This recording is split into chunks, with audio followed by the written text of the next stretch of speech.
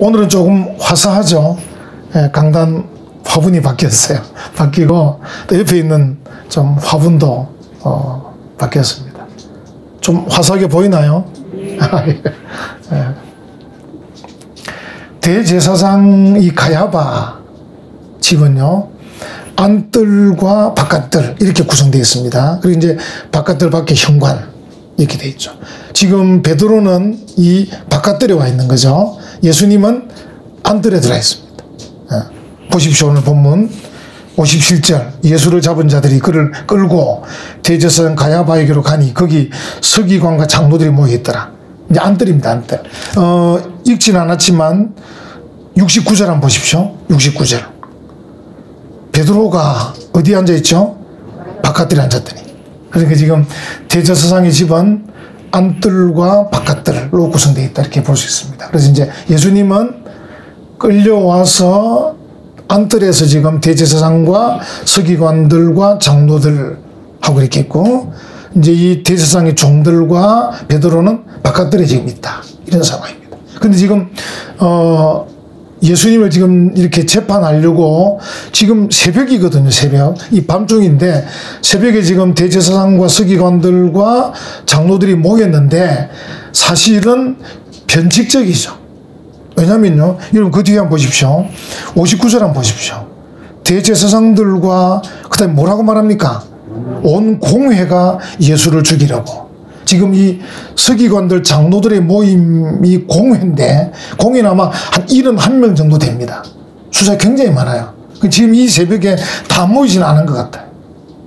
그리고 또 하나는 이스라엘의 공회는 밤에는 안 모입니다. 해가 지면 안 모입니다. 그러니까 지금 가야바 집에 모인 이 서기관들과 장로들, 그래서 자기들이 공회라고 지금 말하고 있는데 변칙적이다 하는 거죠. 변칙적이다. 간혹 보면 이제 이 세상에 보면 이사회 같은 경우, 이사회 뭐 큰 회사나 이사회에 이제 문제가 생길 때 보면 옛날에 보면 버스를 타고 가면서 막 이사회합니다.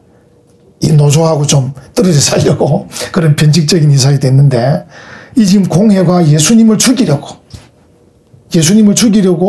변칙적으로 지금 밤에 모였다. 그것도 71명이 다 모인 게 아니고, 우리로 말하면 국회의원들이거든요. 다 모인 게 아니고 몇 사람만 모였어. 그리고 이제 날이 밝으면 아마 다시 공식적으로 추인을 받을 겁니다. 추인을. 날이 밝으면 다 71명을 다 불러 모아가지고 어젯밤에 우리가 다 취조하고 다 신문하고 증거를 다 받아내고 증인 자료 다 받아냈다. 이렇게 해서 이제 예수님을 죽이러 갈 겁니다. 어쨌든 지금은 변칙적이다. 가야바와 이 공회원들이 모인 이 모임이 변칙적으로 모였다 하는 것이죠. 그리고 이제 이들이 예수님을 지금 재판한다고 하는데요. 여러분 보십시오. 참 이게 놀라운 게 59절 다시 보시면 대제사장들과 온 공회가 예수를 어떻게 하려고? 죽이려고 그를 칠 거짓 증거를 찾으면. 여러분 이 문장은 어떻게 돼야 됩니까? 순서가 바뀌어야 되죠. 그러니까 예수를 지금 재판하고 있는데 증거가 있어서 죽이는, 이렇게 나가야 말이 맞잖아요. 그러니까 죽일 만한 증거가 있어서 죽이는 쪽으로 가야 되는데 죽이려고 증거를 찾고 있는 거죠. 이미 이제 재판의 결과를 정해놓고 그 재판의 결과에 끼워 맞추려고 지금 증거를 찾고 있다. 이게 부당한 재판이죠. 제가 오늘 설교 제목도 부당하게 재판받는 예수님, 이렇게 이제 제목을 잡았습니다. 그래서 지금 죽이려고 이미 나쁜 목적을 세워놓고 일을 진행하고 있다 하는 것이죠. 여러분, 그리고 우리가 이제 굳이 따지면 보통 이제, 법원에 가면 이제 재판장이잖아요. 재판장. 재판은 뭡니까? 재판장은 무슨 말입니까? 다 들어보고, 이 사람 말도 저 사람 말도 검사 말도 변호사 말도 다 들어보고 재판하겠다는 거죠. 그래서 이제 마지막 재판장이 하는 게 판결문을 낭독하고 가죠. 판결문. 근데 이제 지금 이 사람들은 뭡니까? 이 변칙적으로 모인 이 사람들은 뭡니까? 판결부터 지금 하고 있는 거죠.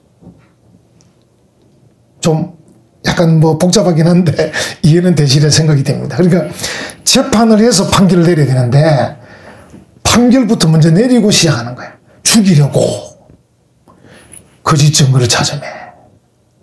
그러니까 증거를 찾고 정의를 세우고 또 뭐 본인 변론도 하게 해서 마지막에 판결해야 되는 건데 판결을 내려놓고 증거를 찾고 정의를 세우고 이렇게 하고 있는 이 부당한 재판이다.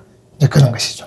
이제 이 사람들을 보면 60절에도 보시면 증인이 옵니다. 오기는 거짓 증인입니다. 거짓 증인이 많이 왔으나 얻지 못하더니 이 말은 무슨 말입니까?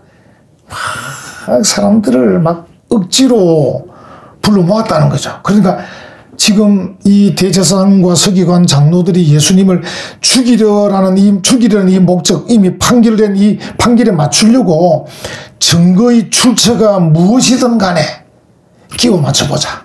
이런 것. 우리는 어떻게 해야 됩니까? 증거가 분명하든지 증거가 올바라야 되죠. 우리 그리스도인들은 항상 목적도 중요하긴 해요. 목표도 중요한데 과정도 중요하죠. 과정도. 우리가 성실하게, 정직하게, 진실하게, 공평하게, 정의롭게 그렇게 해야 되죠.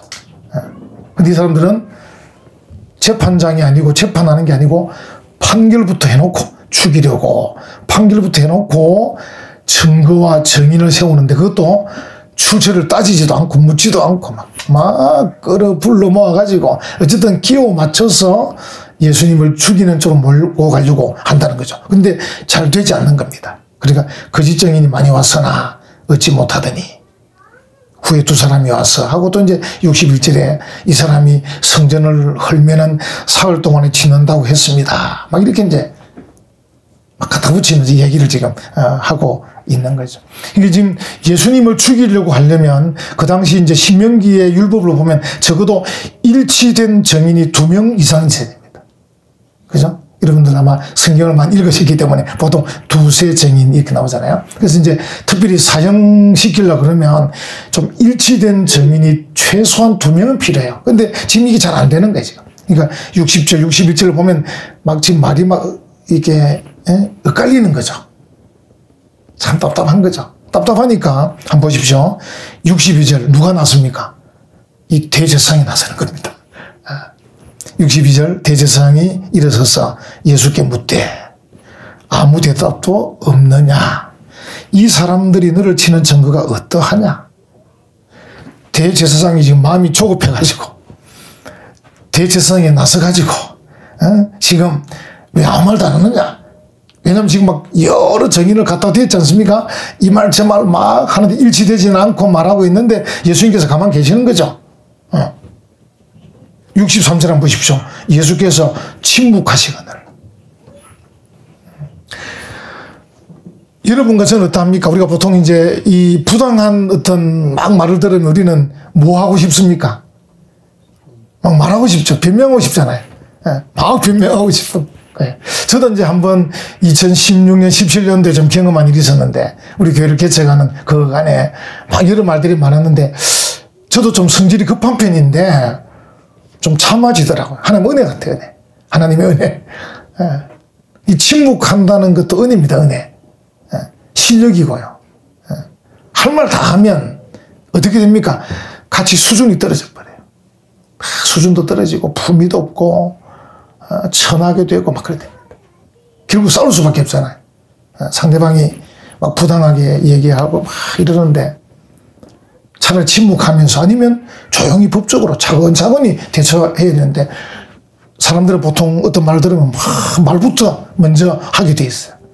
변명부터 먼저 한다든지 또 그 사람처럼 나도 공격부터 먼저 한다든지 또는 이게 마음이 상하면 어떻게 되냐면 이번 사건에 대해서 이 사람이 부당하게 막 공격하는데 나는 할 말이 없으면 옛날 걸 또 끄집어내가지고 또 막 부당하게 얘기하고 이래가지고 막 진흙탕 싸움이 되는 경우가 많아요.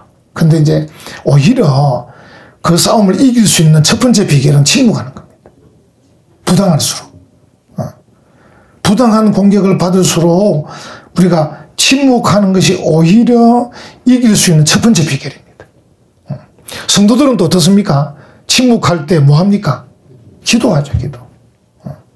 기도하는 거죠. 그러니까 기도는 뭡니까? 우리의 특권, 특별한 권리입니다. 권리.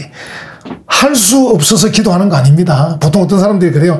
그럼 기도는 해야지. 기도나가 아닙니다. 기도는 성도가 할 수 있는 특별한 권리입니다. 하나님, 제가 지금 억울한 일을 당했습니다. 어떻게 하면 좋겠습니까? 하나님, 도와주세요. 지혜를 주세요. 그러니까 지혜가 필요하거든요. 참 지혜가 필요합니다. 그래서 우리가 이제 막 감정에 따라 움직이거나 막 그 기분에 따라 움직이거나 그때그때 빨리빨리 하는 것보다는 조금 한 박자 늦추어서 성경에서 뭐라고 말합니까? 듣기는 속히 하고 말하기는 어떻게 해요? 더디하라. 잘 알고 계시네. 알고 계신 것은 실력을 발휘해야 됩니다.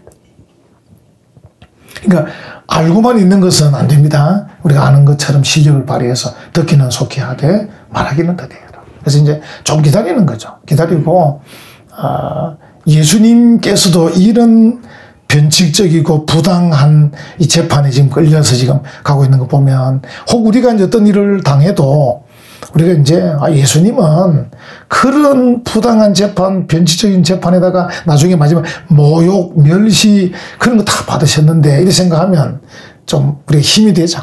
힘이 되죠. 여러분들이 아마 이제 저보다는 더 사회생활 하시고 사업하시고 직장 다니시고 하면 저보다 더 여러 가지 일들을 많이 겪으실 거예요.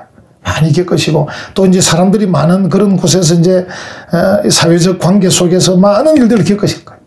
그때마다 예수님 생각하는 거죠. 그래서 첫 번째 비결은 침묵하는 거다. 기도하는 거다. 거기에 맞서서 지금 여기 예수님도 거짓 증인들이 막 나오는데 거기 예수님께서 말을 섞으면 예수님의 수준이 어떻게 됩니까? 수준이 떨어져 버려요. 하나님의 아들 그리스도가 거짓 증인들하고 말을 섞어버리면 그 사람들 수준으로 내려가 버리는 거예요. 그러니까 예수님이 침묵하시거늘. 참 중요한 것 같아요. 침묵하는 게 참 중요한 것 같아요. 우리 옛날 어르신들도 그런 말 했잖아요. 말 같자는 말을 하면 어떻게 뭐 그 말이 대답합니까? 그건 대답 안 해야지. 가만히 있는 게 이기는 겁니다. 가만히 있는 게. 예수님께 침묵하시거늘 이렇게 이제 말씀합니다. 그리고 지금 이 상황이 어떻습니까? 여러분이 재판 과정을 좀 아시는지 몰라도 이제 이 검사가 이 형사 사건을 가지고 이제 이 법원 재판장에게 재판을 요구하려면 이 사람을 기소하거든, 기소. 그러니까 이 사람을 재판장 앞에 끌고 갈 만한 요건이 충족이 돼야 돼요. 요건이. 그러니까 뭐 증거가 있든지 정황이 있든지 자백이 있든지 뭔가 있어가지고 재판장 앞에 가서 재판장님 이 사람이 이런 잘못을 했습니다. 이렇게 하는 게 기소예요. 기소. 기소인데 지금 이 대제사장이 지금 보니까 이 기소할 요건이 안 되는 거예요.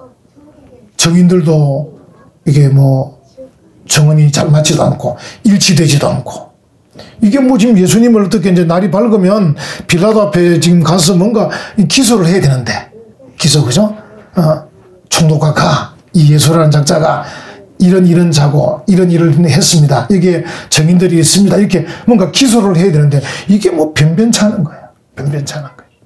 그래서 이제 이 대제사장이 직접 공격을 합니다. 그게 이제 63절입니다. 한번 보십시오.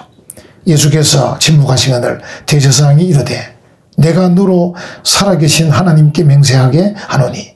그 다음에 뭐라고 말합니까? 네가 하나님의 아들 그리스도인지 우리에게 말하라. 여러분 조금 전에는 거짓 증인들이 이 말 저 말 막 했습니다. 예수님이 대꾸할 가치가 없었습니다. 근데 이제는 문제가 달라졌어요. 대제사장이 직접 공격하는데 그 내용이 뭡니까? 진리입니다. 진리. 보십시오.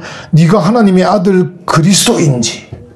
자, 이 말은 대답 안 할 수가 없는 거예요. 그렇잖아요. 이건 뭐 거짓말도 아니고 진리의 문제잖아요. 네가 하나님의 아들 그리스도인지. 이 진리를 예수님이 가만히 있을 수가 없는 거예요. 그러니까 조금 전에는 좀 어떻게 보면 거짓 증인들이 마참 우리 사람들 말로 되도 않는 말들을 했는데 이제는 대제사장 누굽니까? 유대인들이 공식적으로 세운 지도자입니다.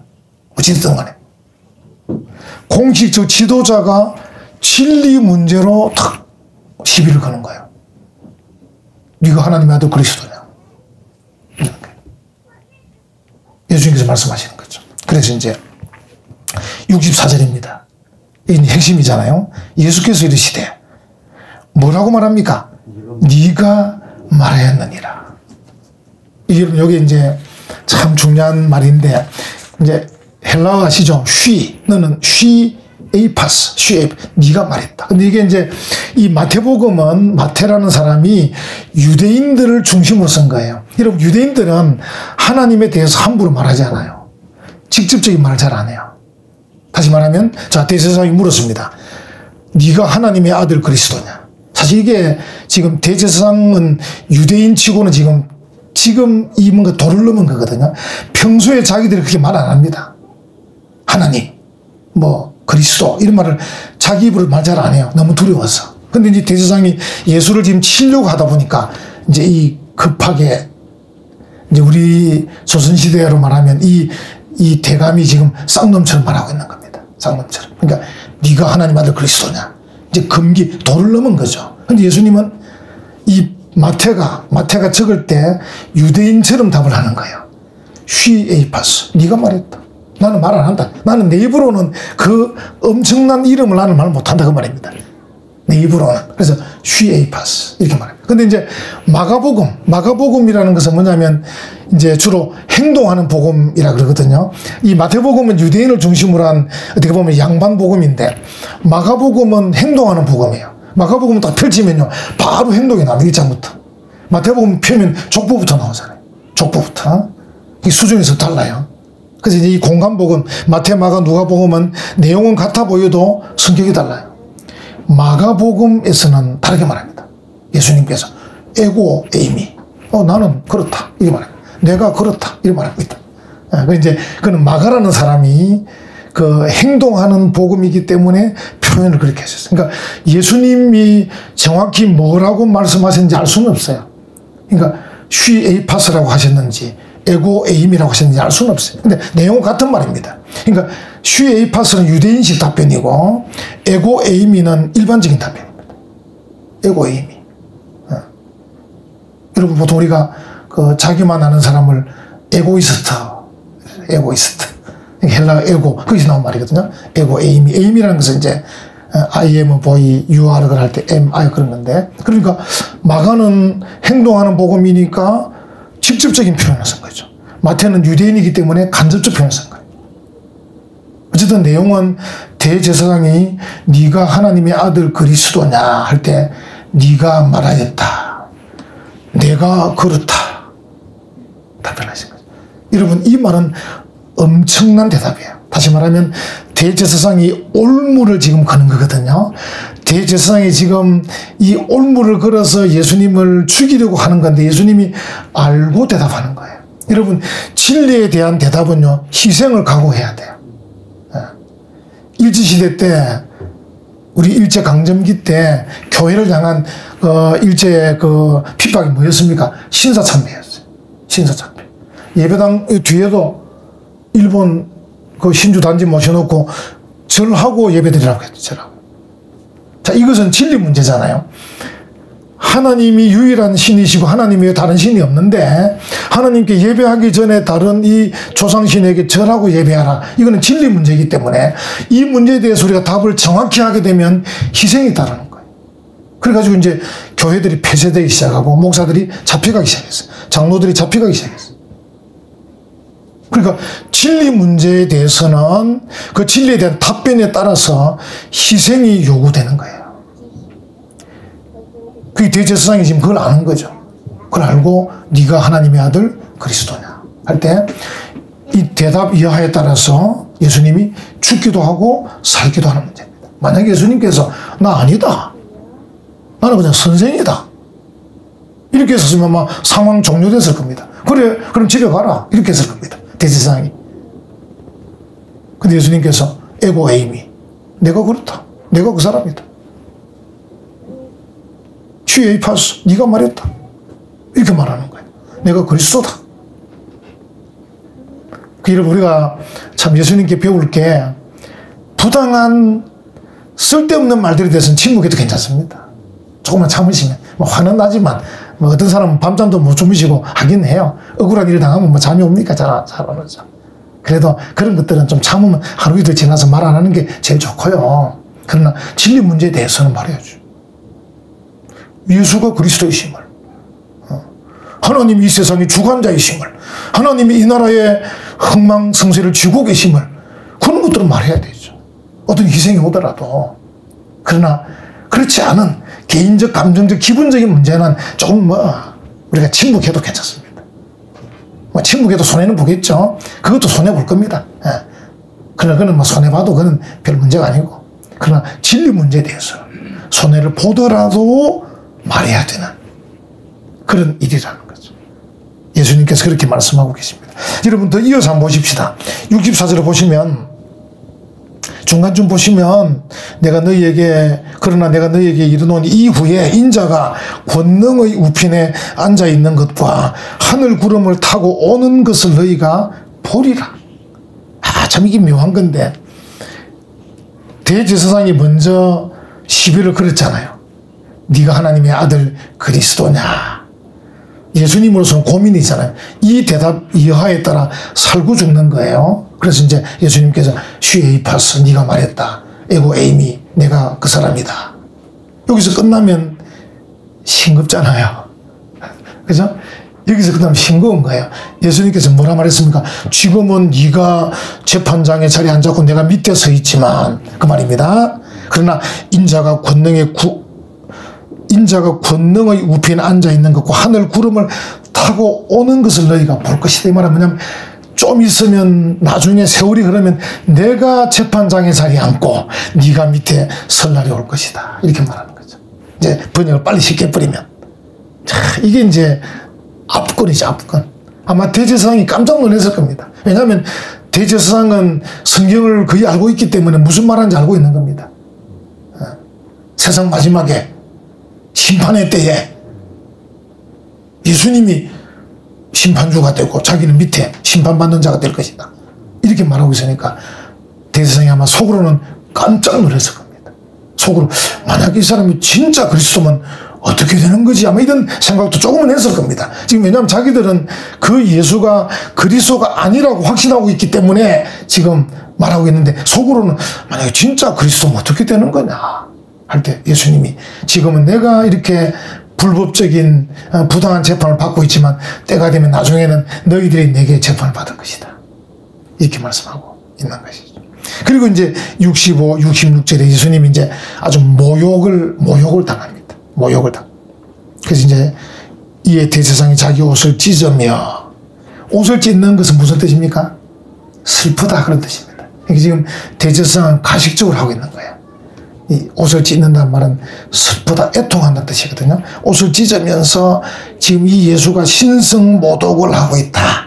다시 말하면 우리가 볼 때 예수는 그리스도가 아닌데 자기가 그리스도라고 하는 이 말은 신성모독하는 말이다. 옷을 찢으면서.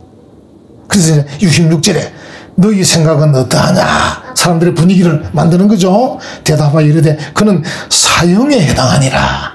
죽여야 된다. 이런 사람은, 이런 놈은. 이렇게 돼. 그리고 이제 67절. 이에 예수의 얼굴에 침 뱉으며 주먹으로 치며, 자, 여기서 이제 사람들이 막 달라듭니다. 어떤 사람은 손바닥으로 때리며. 그러니까 대제사장뿐 아니라 서기관들, 장로들, 아마 이 상황쯤 되면 바깥들에 있는 사람이 들어왔을 겁니다. 와, 들어가지고 이제 이 죽이는 분위기를 만들어 가야 되니까. 그리고 이제 예수님이 그리스도시잖아요. 메시아시잖아요. 하나님의 아들이시잖아요. 이걸 이제 놀리는 겁니다. 그게 뭐냐면 68절입니다. 이르되 그리스도야, 우리에게 선지자 노릇을 하라. 너를 친 자가 누구냐? 왜냐하면 여러 명이 때리니까 누가 때린지 모르잖아요. 그래서 네가 진짜 그리스도면 누가 때린지 알아야지, 이런 말입니다. 이게 참 놀리는 건데, 이거는 예수님의 직무에 대한 오히려 그들이 신성모독을 하고 있는 거죠.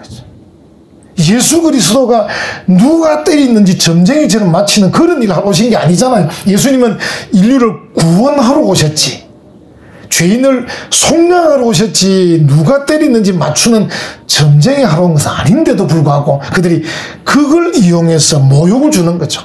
네가 그리스도 같으면 누가 때리는지 알 거 아니냐, 맞춰봐라. 놀리잖아. 나중에 또 여러분 십자가 달릴 때도 또 놀리잖아요. 네가 그리스도면 내려와 봐라. 못 박혔다고 못 내려오냐, 내 뛰어 내려와 봐라. 이렇게 막. 예수님은 지금 구원하고 속량하시려고 지금 죽어가고 있는데 그 예수님 보고 내려오라고 이 놀리는 거지. 놀리는 거. 사명을 감당하고 있는데 놀리는 거지. 이런 모욕을 예수님께서 당하셨다 하는 것이죠. 여러분, 오늘 이 본문의 대제사장 가야바, 서기관, 장로들, 그 종들, 이런 사람들은 지금 예수님을 아주 부당하게 지금 재판을 진행을 하고 있어요. 목적이 있기 때문에 죽이려는 목적이 있기 때문에 하고 있어요. 참 안타까운 그런 말이죠. 예수님은 반대입니다.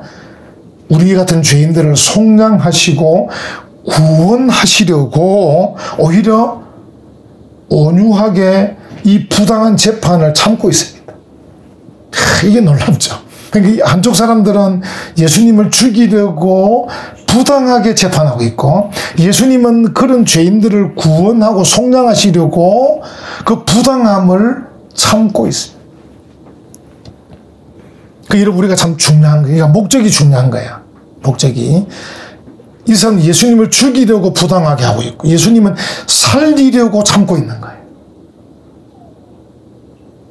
여러분의 삶의 목적은 뭡니까? 여러분의 돈 버는 목적은 뭡니까? 오늘 우리 대학생은 시험 치러 갔나요? 우리 장주희 학생. 요새 기말고사 치고 있어요. 자, 학생들은 공부하는 목적이 뭡니까? 도대체. 이 목적이 좋아야 돼요. 목적이 좋아야 참을 수 있는 것입니다. 목적이 나쁘면, 목적이 탐욕적이면, 목적이 이기적이면 부당하게, 편법적으로 그렇게 나가는 거예요. 그럼 다 놓치는 겁니다. 혹 돈을 벌게 돼도 그것 때문에 오히려 고통을 당하게 되는 거죠. 그러니까 우리는 정말 복된 자들이잖아요. 얼마나 감사하잖아요. 우리의 목적이 뭐겠습니까? 하나님의 영광을 위해서. 우리의 목적이 뭡니까? 다른 사람을 구원하기 위해서. 다른 사람을 유익하게 하기 위해서. 이타적인 삶을 살기 위해서. 진짜 멋지잖아요, 우리가. 그것 때문에 참는 거예요. 그것 때문에 온유한 삶을 사는 거예요. 그것 때문에 겸손하게 사는 거예요. 그것 때문에 화평케 하는 자로 살아가는 거예요. 할렐루야.